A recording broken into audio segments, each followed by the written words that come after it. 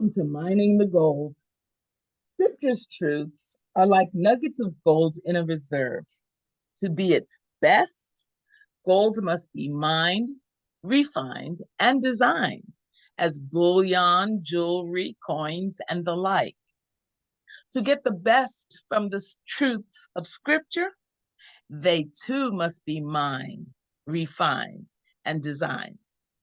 Mined as we apply them to real life situations, refined as we determine which biblical precepts are of more impact than our cultural preferences, and designed for us as family members, neighbors, and members of society at large as we forge the relationship we get to enjoy with our God.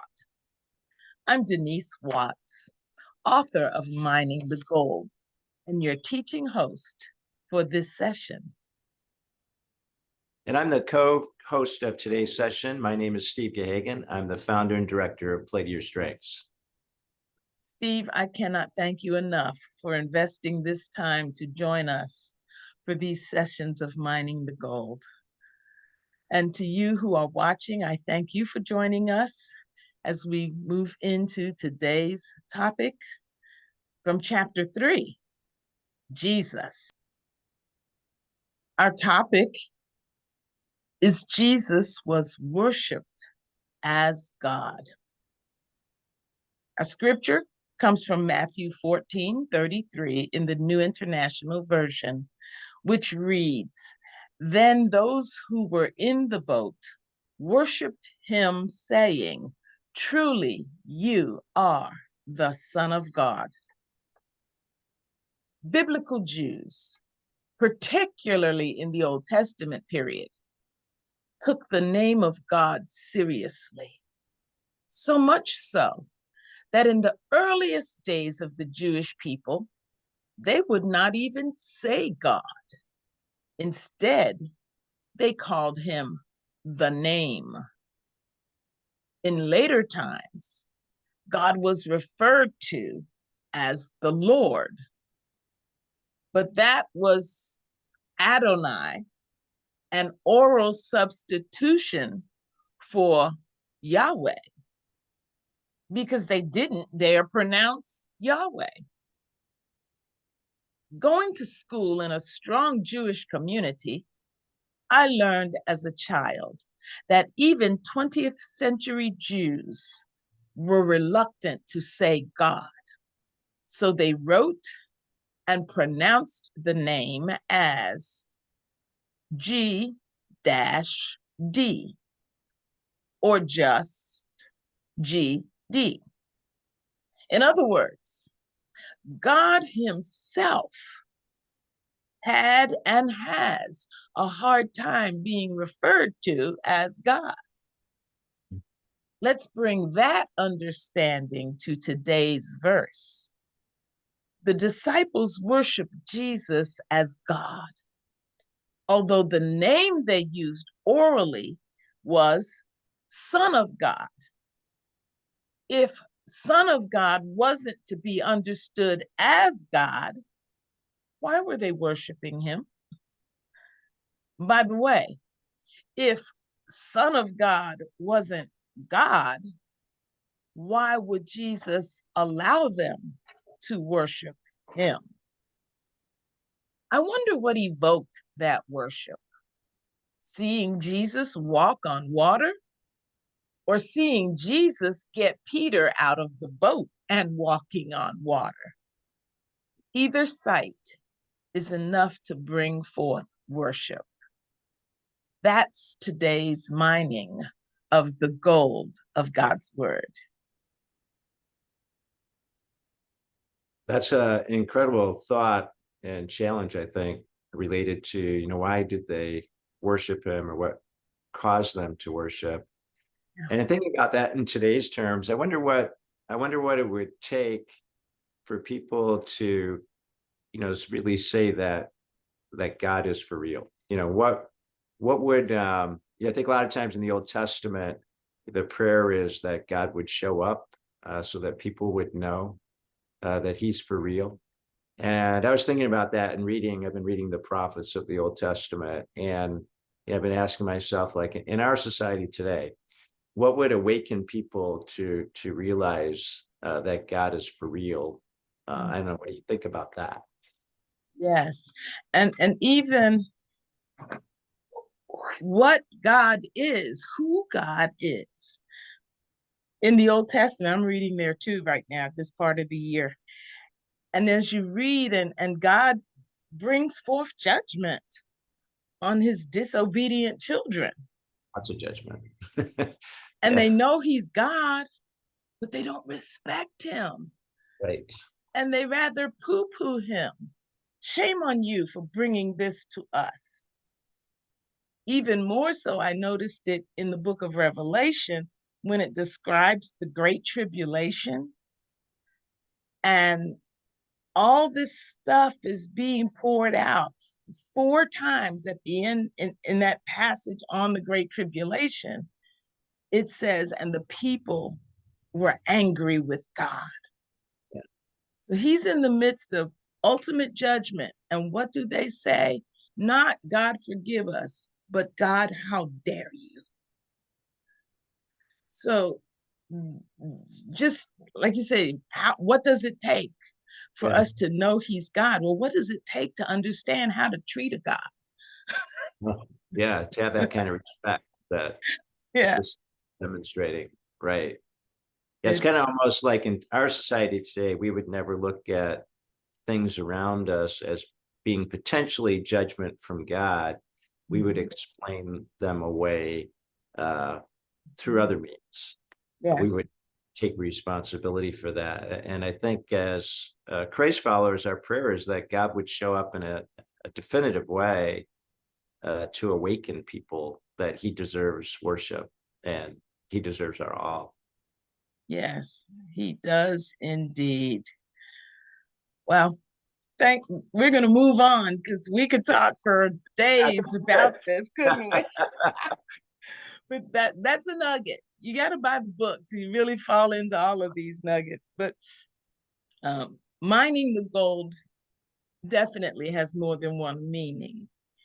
We've been looking at one of the meanings as we talk about taking scriptures, applying it in life, and seeing how relevant and pertinent it is for us, something to live, not just read. But another way of mining the gold is to look around us, because God has placed gold in each of us in the form of creativity and vision, which we can apply to make this world a better and more lovely place. Today, I am so thrilled to introduce our nugget for today, Steve Gahagan, who is founder and chief everything, right? We Sort know of. that feeling. But Uh, Steve is founder and chief everything of Play to Your Strength. Steve, thank you so much for joining us today. all right. Just wanted to share you a little background of Play to Your Strengths. So I was about 13 years ago, I was completing a doctorate program in strengths-based leadership. And in the midst of that, there was a mental health crisis among middle and high school students in our community. So that would have been in the northwest suburbs of Minneapolis. I planted a church there. I was a pastor at the time. And the school districts in our area reached out to churches, other organizations to create partnerships because they knew they needed some help, but they didn't know exactly kind of, what they needed. And a lot of that turned into, coat drives and food drives to support schools, and all those are very, very important. But I knew that there was probably a deeper root to why young people were willing to take their lives. And so thinking through the program I was in strengths-based leadership, and so I was gaining expertise on the Gallup Strengths Finder, and also they have an instrument for younger students called the Strengths Explorer. I thought, and I had a couple of people in our congregation who thought, well, maybe we could take what I was learning and apply it to young people and help them understand that they do have gold within them that probably is unmined and that they don't see. And so we are able to develop a relationship with a school counselor at a middle school. She assigned to us about 35, 40 at-risk students, and we began creating an after school. We call them now strengths mentoring clubs. And, really, we were just making stuff up on the fly. We had no curriculum. We were just, it was a pilot project. And, but it was really interesting. I mean, these kids, they had to come after school. They didn't have to come, I mean, they weren't made to come. They had to navigate the buses, the after school buses to be able to get home. And they kept coming because the whole focus of our groups was related to what they had. And so we had them take the Strengths Explorer assessment as for younger kids, ages 10 to 14. Just having that objective feedback that I'm really good at something was so empowering to them. And so our clubs developed and we did some teaching on strengths. We had small groups where we asked kids every week these questions, like 2 things you're grateful for, 2 recent successes, 2 positive words that people would use to describe you. Of all the things you do well, what 2 things you do the best. And, over a period of time, our goal was that these kids, who many of them probably saw themselves as losers, that they would see themselves as leaders. The most basic definition of leadership is influence, right? And so we would challenge them, hey, you have the ability to have influence. And really the results of that first club were simply miraculous. We had kids at the end of the time share their strengths, how they leverage those in their daily lives. It was almost like a testimony time. If you've ever been to like a Sunday night church where they had testimony time, that they could speak their strengths. And what we wanted them is to realize that, they had something to bring and the world needed them to bring that something to make a positive difference. And, you talk about, mining the gold and you look at young people, like all of us, really, we're made uniquely.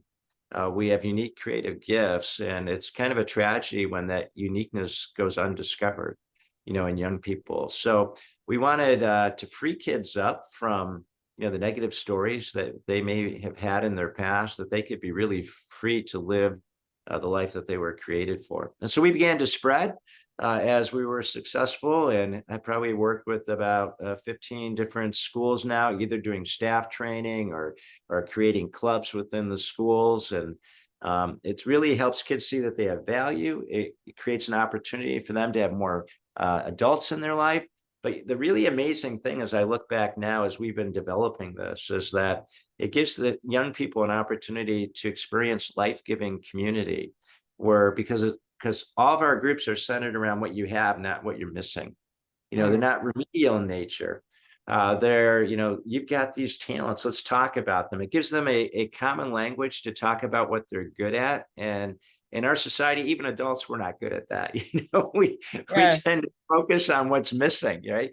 And so it's really been miraculous to see what's taken place. So we're now at a place as an organization, what we're trying to do is to take the tools that we've been working on over the last 10 years.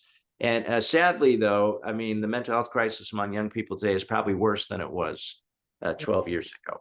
And it's probably likely to get even, worse. But so what we've created tools, we want to equip other people, and maybe particularly for, Christians that would like to be on the front lines of the mental health crisis of our day among young people. I mean, it's a national emergency, according to the American Medical Association.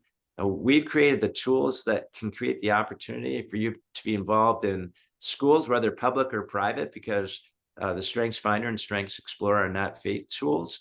So we can equip people who want to be on the front lines to go into schools and represent, the presence of God to young people, and hopefully, really be transformational on helping them live a different story than otherwise they would be able to, without some people helping them see that, they have something deep within inside of them, and to call it forth, so that they can really live their best life. This is so powerful. You just poured out so much gold. I'm like, I'm rich now. That's right. Yeah. I said, Yeah. I wish I could take that to the exchangers, but oh mercy. But so much, I had to stop. I had to write down what you said. We need to focus on what we have, not what's missing. Right. And to recognize that what's missing is not missing, it's not intended. That's right. We, you Yeah. know, the one of the deficiencies of teaching evolutionary science is this concept of randomness. Right. Yes, I agree. Yeah. And so you just randomly got here instead of understanding, no, no, no, no. You are designed and you have been placed here with a purpose. Right. Makes all the difference in the world in how people see themselves and their worth and their willingness to continue to live. Right. So I love what you're doing. I'm substitute teaching on the side because I just honestly I can't stay away from the students. And I sub Really with good. high school students. Each day I give them a nugget. And today's nugget says, when you have purpose, there is no road too rough That's to right. succeed. When you have no purpose, you will not succeed, Right. no matter how easy the road. Hmm. And so what you are doing is, it is priceless. I mean, when we lose a young person, we don't just lose a young person, we lose their entire lineage. That's right. And because our stories are so intertwined that, when we empower young people or even adults to live their greatest story, the lives of other people will always be impacted, whether they write that story or not. We like to tell kids, well, even we do adult training as well, professional development, but that there's a story only you can write and no one else can write it. And other people's stories will be impacted whether you write that story or not, because our stories are so intertwined. And that's why, like in the work in public schools, uh, giving one student an opportunity to live a different life can change so many people. It's kind of, the possibilities, are unending when we have an impact on one person. Love this. I love this. We're going to talk more in the next few days. So, folks, keep coming back and hear more from this 24 karat gold nugget that we have visiting with us these days. The Mining the Gold podcast appears on Facebook, where you can like or follow it so that you receive Facebook notifications. We also ask you to invite your friends and share the episodes with them when they are released on Tuesdays and Thursdays at 7 a.m. Eastern Time. The 3 pages on Facebook where we can be found are the Light Center for Family Enrichment, our nonprofit umbrella, Denise Watts Wilson, my personal page, and the book has its own page, Mining the Gold. I invite you to screenshot this screen right now so that you have all this information to refer to when you most need it. We are also on YouTube, where you can subscribe for email notifications at the Denise Watts Wilson YouTube channel. However, if you choose to follow and watch us on Facebook, you will actually be able to chat, throw questions into the conversation that we are monitoring, and we will address your questions and comments as you post them, or at least within 24 hours of you posting them. Mining the Gold is a part of a trilogy of books that we are releasing right now, all by author Denise Watts, which is my pen name. Mining the Gold, you're hearing the devotions each day. Nuggets of Gold takes these same 190 topics and gives deeper reflective questions on how well am I appropriating this nugget of gold into my life. The Power of Our Relationships looks at 15 human relationships: parents, children, grandparents, teachers, best friends, old friends, and then even shifts to our spiritual side as it looks at our relationship with God, Jesus, the church, and even with how do we as believers relate to unbelievers. Those 15 relationships are followed by 4 reflective questions for each relationship. Again, how am I appropriating this gift of God in my own life? And then there's even a page after each relationship where you can craft your prayerful desire for your relationships in that area.